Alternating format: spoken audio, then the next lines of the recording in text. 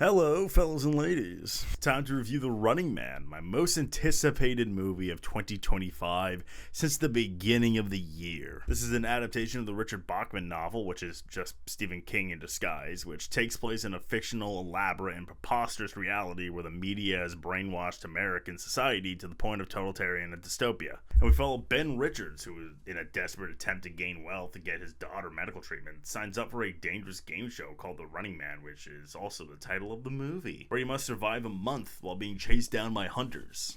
This is the newest film from Edgar Wright, one of my absolute favorite directors. He's someone I would consider a prolific genre filmmaker, known for his maximalist editing and highly choreographed action and framing, almost to a music video degree, but it really works in bringing his action and his set pieces to life. To me, he's what Baz Luhrmann wants to be. Baz Luhrmann's maximalism feels like total nonsense, whereas Edgar's feels very deliberate and in service of an endgame that heightens the genre he's playing with. He did the Cornetto trilogy, which is legendary at this rate, with Shaun of the Dead, Hot Fuzz, and The World's End. 3 super hilarious and cool, but really genuine and even at times heartwarming movies. He also did Scott Pilgrim vs. the World, Baby Driver, both excellent action movies. And then he dipped his toe a little into horror, like Gaio's horror, even more so than Shaun of the Dead with Last Night in Soho. Certainly his most divisive movie, but it very much has a fan base, myself included. And now we have this action comedy Stephen King adaptation starring Glenn Powell at the height of his fame.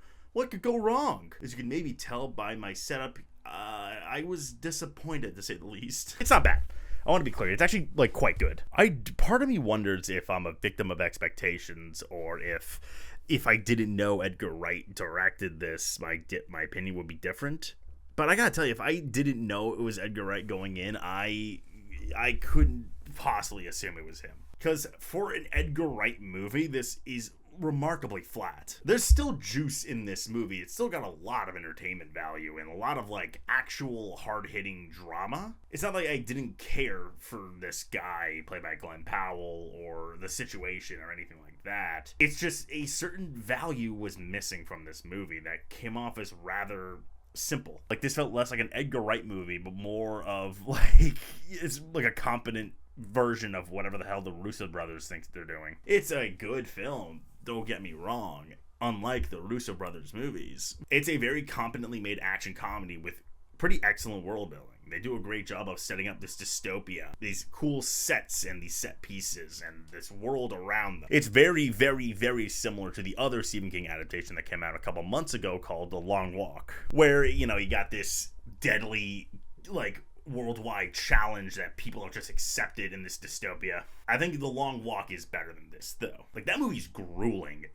It is a visceral, painful, but also strangely beautiful kind of movie. Similarly, it kind of loses itself in the end, in my opinion, but that's, I want to make clear, I haven't read the book, but the book is supposed to be, very bleak, and, obviously, some of its messaging has caught up to us. There's some totalitarian messaging and how media has consumed so much and how it's controlled by politicized ambition. And there are moments where it's very effective, like this one scene with Glenn Powell and Emilia Jones. But some of these things, Edgar Wright's British, man, he doesn't know a lot about there's a running bit that's making fun of the Kardashians that every time it shows up, it's the same joke. It's very unsettling, in your face of where it's supposed to connect to now, which I don't mind that. It's I think when you really believe in your messaging, I don't care if you're not very subtle, as long as it's not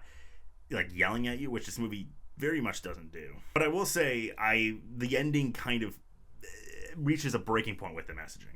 Apparently it's very different from what the book is, and apparently yet the ending of the book is very depressing. And in here, I think it goes for a certain, optimism that I don't think this movie earned.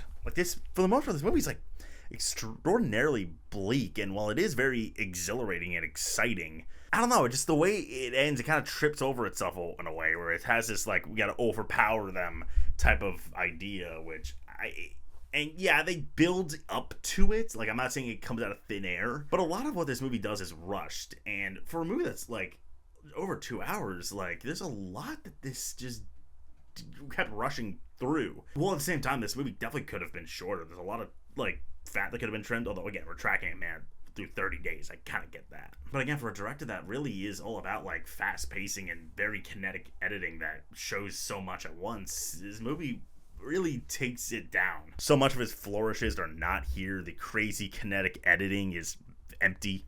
It's there in like fragments. It's like there every once in a while. Like his sense of humor and his, tendency for gore is there now and again, but it's very far and few in between. And like the parts where it is the best, but that's not what this whole movie is. And I get it, the book isn't an action book, but I don't know, he seemed pretty committed to the like narrative of the book. I don't know why he, except for the ending, I don't know why he just kept making an action movie. I know the Arnold Schwarzenegger adaptation of The Running Man is, but I don't know, I feel like he could have done a version of this that had his style like effectively, instead of these pretty flattering action sequences. I felt like the punches were pulled here. Like, this is gonna sound weird, but there's a scene where this old lady definitely should have been gunned down.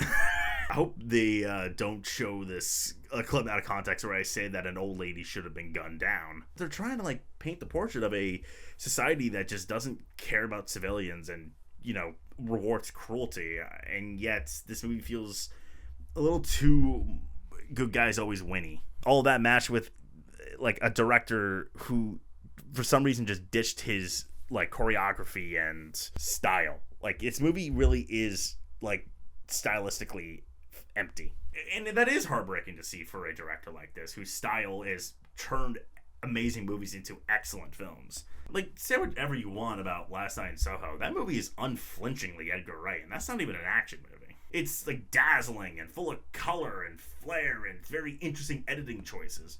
This isn't like Gray, like a fucking Russo brothers movie, but it's very unassuming, and all of its trademarks are just not there except for these little minuscule moments. There's a sequence with Michael Cera's character that easily is the most Edgar Wrighty, and it's definitely the best part of the movie. And it makes the rest of the action look pretty weak. Like, there's a scene in a cockpit that I'm just like, I don't care about this moment. I don't feel the pain of these characters. Some of the drama works. I won't pretend it doesn't. I think this movie should have been gorier. I think it should have committed more to its messaging. Maybe it's like doing something that I'm really afraid to say, but I think Edgar Wright is pandering a little bit. Look, the Running Man is not a very like conventional source material, but Edgar Wright is a director who is by no means like ever catering to an audience while also being audience friendly. And I think with this movie, it's like a studio stepped in and be like, hey, make the movie you want to make, but like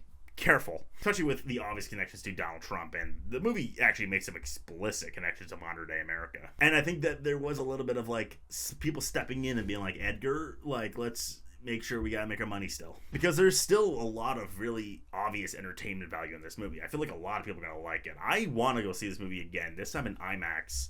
Now with it, it's no longer my most anticipated movie of the year. My expectations are a little bit more set. I did have fun with this movie, but it's so hard not to come out of this pretty disappointed. Glenn Powell continues to be like the most charming man on earth. He is so effortless with this movie star persona of his that doesn't let up here. He has these moments of like unfiltered rage that gets him to like this popularity contest, and he just does it very well. And I've seen some people say they need a little bit like getting used to him in this movie. I don't agree. Like, from the get-go, I was really all in on Glenn in this movie. Josh Brolin's pretty good. He got this slimy personality to him, like this really conniving little shithead. Coleman Domingo is an absolute scene stealer. He is having the time of his fucking life in this movie. Every scene with him is so much fun. I would still recommend The Running Man as a fun action film.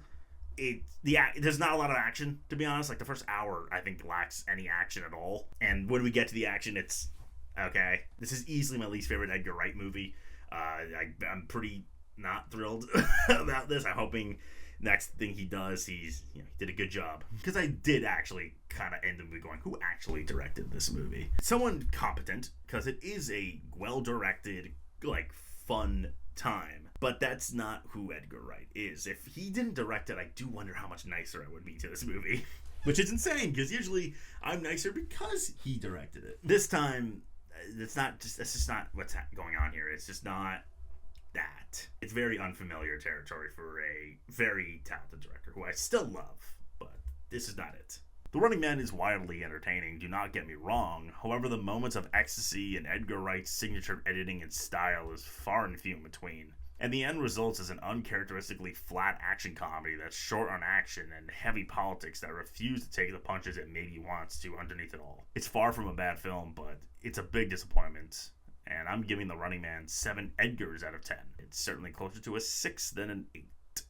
That's what I got. Very disappointed, to say the least. Still recommend it. Go out and see it. Make your own choice. You'll probably have fun with it. Like, subscribe, and share. Bye.